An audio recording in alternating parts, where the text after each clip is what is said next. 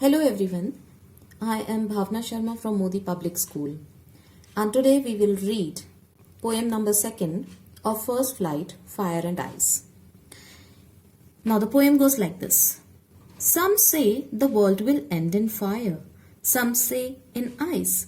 From what I have tasted of desire, I hold with those who favor fire.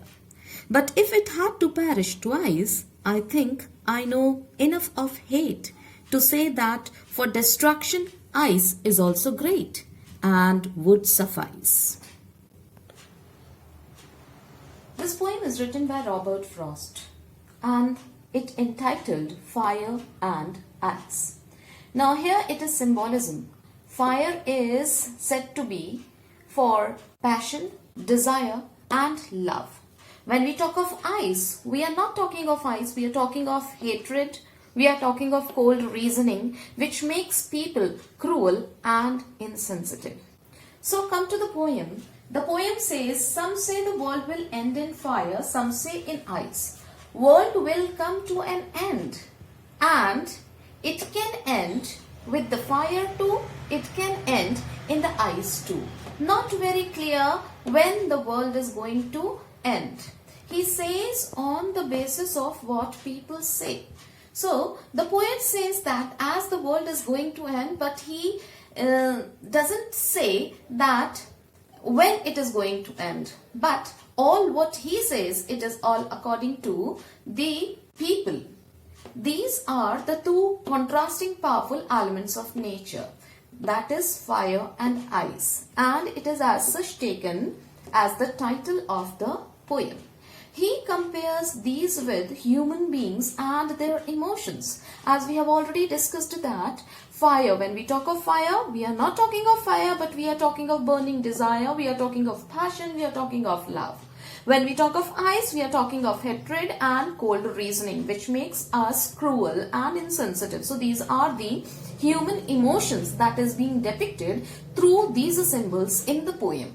In the very first stanza, from what I have tasted of desire, I hold with those who favor fire.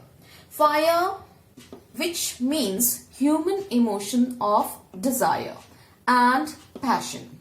Uncontrolled fire of passion and desire may lead to the end of the world.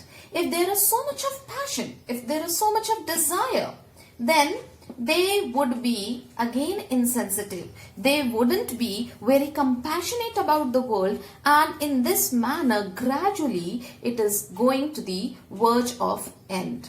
In the second stanza we do find that ice, which is hate created by cold reasoning. Cold reasoning, when we say that there are cold relationship between these two persons, that means they do not share warmth.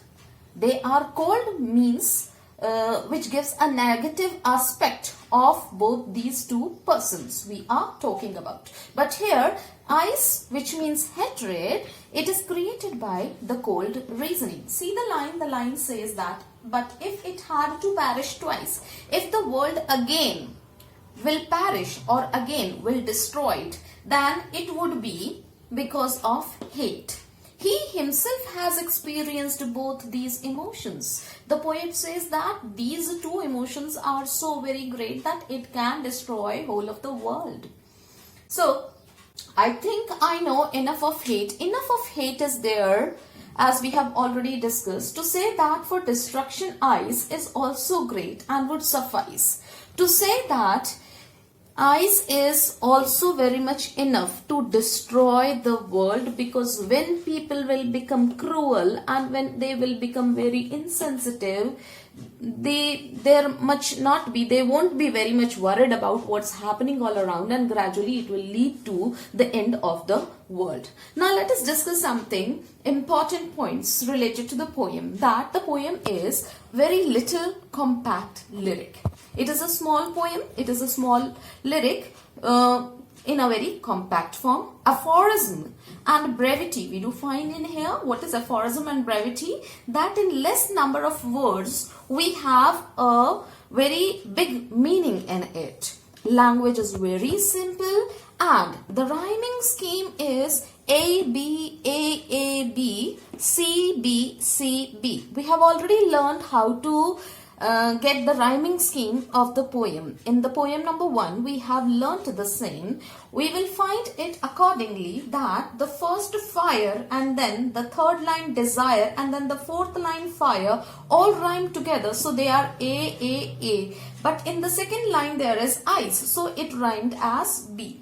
And then in the next stanza twice and again ice and suffice are similar. So we will be writing these words as B. And the another word hate, great doesn't rhymes with A and B, that is first and other line. So that will be written as C here. For frost, truth remain ambiguous. What is the theme of the poem? That this is the age-old question, if the world will end in fire or in ice. That is a very traditional question which everyone wants to ask, which is there in the heart of everyone, that how our world is going to end. Whether it will end due to fire, due to passion, desire or love, or it will end due to the cold reasoning and hatred among the people. Thank you.